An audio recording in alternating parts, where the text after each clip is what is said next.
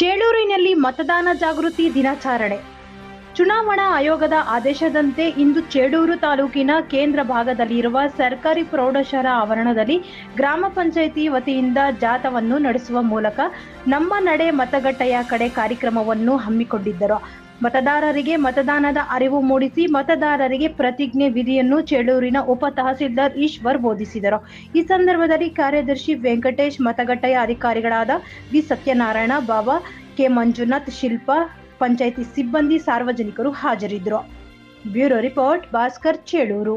ಜನಾಂಗ, ಜಾತಿ, ಮತ, ಭಾಷೆ ಅಥವಾ ಯಾವುದೇ ಪ್ರೇರಣೆಗಳ ದಾಕ್ಷಿಣ್ಯಗಳಿಂದ ಪ್ರಭಾವಿತರಾಗದೆ ಮತ ಚಲಾಯಿಸುತ್ತೇವೆ. ಈ ಮೂಲಕ ಪ್ರತಿಜ್ಞೆ ಸ್ವೀಕರಿಸುತ್ತೇವೆ.